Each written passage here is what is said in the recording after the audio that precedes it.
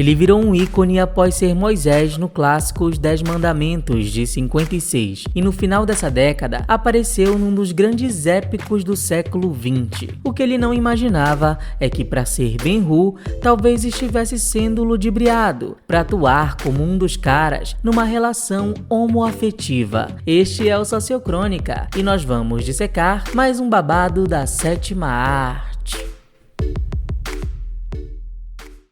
Ben-Hur saiu no final de 1959 e conta a história de uma treta dos tempos de Cristo entre o judeu de nome Judá Ben-Hur, que é transformado em escravo pelo próprio amigo, um romano chamado Messala. Graças à boa estratégia de marketing, o longa se tornou um estrondoso sucesso de bilheteria e levou 11 Oscars no evento da Academia do ano seguinte. E foi o filme que consolidou no cenário Charlton Heston, pois ele até levou um Oscar de melhor ator pelo papel protagonista, mas nem era para ele ser o principal, já que primeiro foi escalado como personagem antagonista, o ex-amigo romano Messala.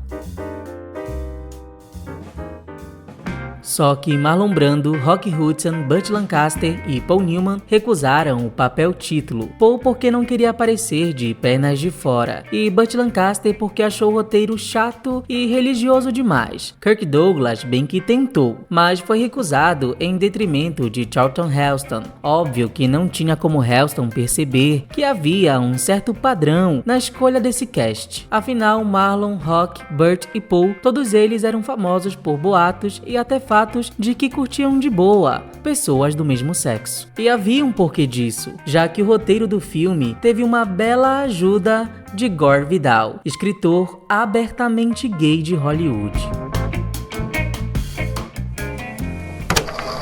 Em 58, o diretor de Ben-Hur, William Wyler, não estava contente com a motivação dos personagens e foi aí que ele contratou Gore Vidal para dar vida ao roteiro originalmente escrito por Carl Tumbek, que foi no final quem ficou com os créditos do filme. Só que uma das marcas do trabalho de Vidal era colocar em seus textos ideias que cutucavam as normas sociais, em especial sobre sexualidade. Em 48, 10 anos antes de Ben-Hur, ele escandalizou o país com seu livro The City and the Pillar, onde ele escreveu sobre um jovem gay bem resolvido, numa trama que coloca a homossexualidade de forma natural, numa época marcada pela caça anti-LGBT do marcatismo. Ou seja, William Wyler sabia muito bem o que fazia quando convidou Gore Vidal para lhe ajudar em Ben-Hur. Além disso, o diretor também não era um santinho. Considerado um dos maiores e mais lucrativos diretores de Hollywood, o trabalho de William Wyler era marcado por uma pitada de subversão. Não à toa, 2 anos depois de Ben-Hur, ele dirigiria outro filme com personagem homossexual, Infâmia, com Audrey Hepburn e Shirley MacLaine.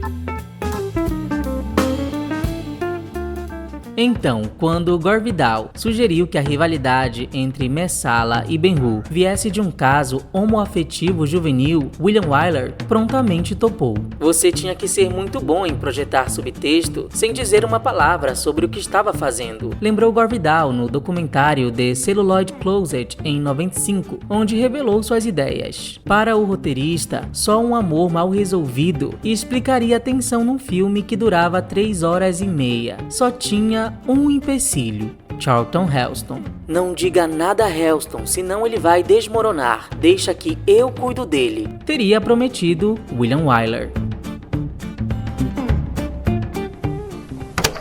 O esquema então foi revelar a ideia de Vidal para o suposto amante de Ben-Hur, Messala, ou melhor, o ator Stephen Boy. No fim, quase todo mundo ficou sabendo desse subtexto gay dentro da trama, menos é claro o Charlton Heston.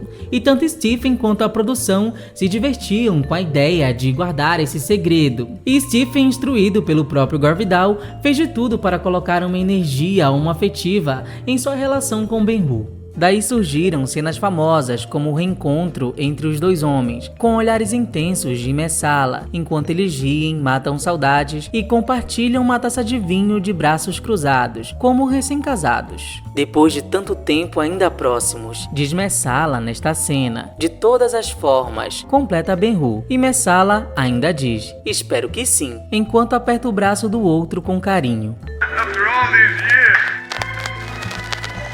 still close. In every way. I hope so.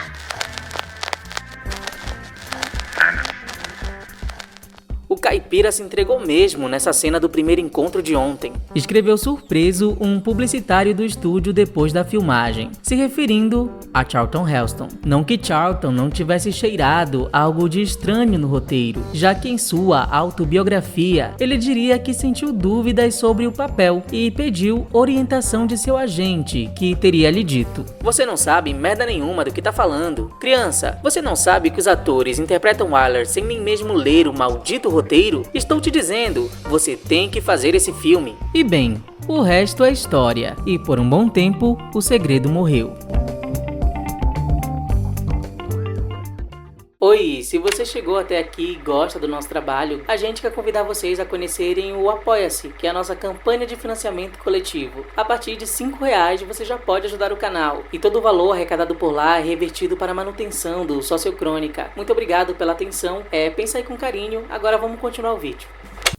Até que 36 anos depois, Gore Vidal revelou tudo num documentário de 95, e Charlton Heston ficou furioso, o que deu origem a uma das grandes tretas esquecidas do cinema. Charlton até ligou pro produtor do documentário para dizer que Ben-Hur nunca foi um filme homossexual, e para a revista Time chamou de ridícula a revelação de Gore Vidal. Vidal então escreveu um artigo onde debochou: "O que se fazer com um velho ator que, quando trabalha, costuma usar 2 perucas, uma por cima da outra, para passar confiança", e apelidou Charlton Heston de chaveirinho orgulhoso da turma pro armas. Isso porque, a essa altura, o ator de 72 anos tinha abraçado conservadorismo, defendia o armamento e até lemas incoerentes como o orgulho hétero e o orgulho branco. O ator e o escritor então passaram anos se alfinetando e tiveram cartas publicadas no Los Angeles Times em 96, onde Charlton acusou Gore Vidal de nem ter ajudado no roteiro e estar inventando tudo, ao que Vidal devolveu, apontando que na própria autobiografia do ator, Charlton contou: "Hoje ensaiamos a reescrita de Vidal dessa cena crucial com Messala. De fato, a cena crucial de toda a primeira metade da história. Esta versão é muito melhor do que a cena do roteiro." Pego no pulo, Charlton então disse que as ideias de Vidal ofendiam ao diretor William Wyler, mas ainda em 95, Vidal já tinha lançado sua autobiografia, onde contou que sempre que se encontravam, ele e Wyler, aspas, discutiam amigavelmente sobre o que Steven Boyd estava claramente interpretando.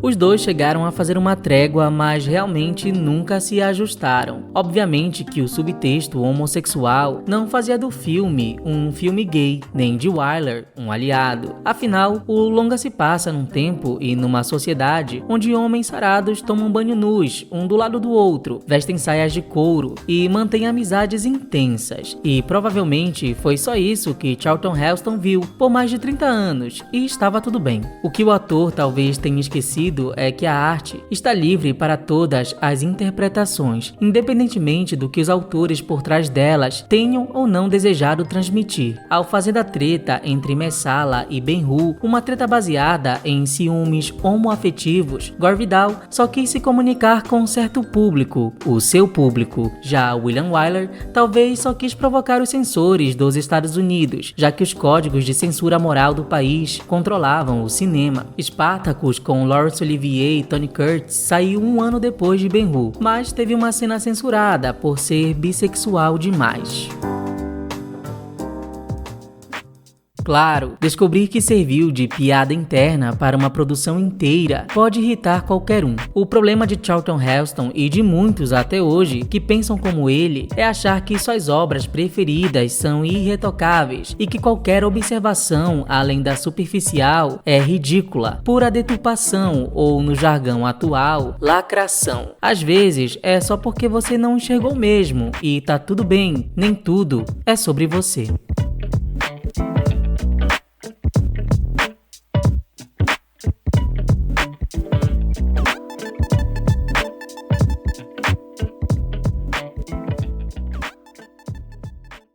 Oi, sócios! E uma curiosidade que não entrou no vídeo é que agora, em 2021, uma drag queen lá dos Estados Unidos, a Lily Savage, contou no programa dela de rádio que ainda nos anos 90 ela estava num evento do Oscar, lá no buffet, comendo um salsichão, quando o Charlton Heston chegou e deu em cima dela, assim, de piscar mesmo e sorrir. E aí depois ela descobriu pelo Robbie Williams que ele tinha criado um crush nela, ele tinha ficado afim dela. Então, se ele surtou com o filme, imagine se ele soubesse que ele ficou afim de uma drag queen. E se você não assistiu Ben-Hur e tem curiosidade em ver o filme ou ficou com curiosidade após esse vídeo, ele está disponível na plataforma da HBO Max, então se você dispõe da plataforma, corre lá para assistir, porque pelo que a gente ficou sabendo, alguns clássicos estão sendo removidos de lá, então fica aí a dica. Se você quiser ajudar o canal de alguma forma, a gente tem o nosso Pix, também temos o Valeu e também temos o Apoia-se, que foi mencionado nesse vídeo. Muito obrigado pela companhia, sócios, muito obrigado a você que chegou até aqui nesse momento com a gente e até o próximo conteúdo. Tchau.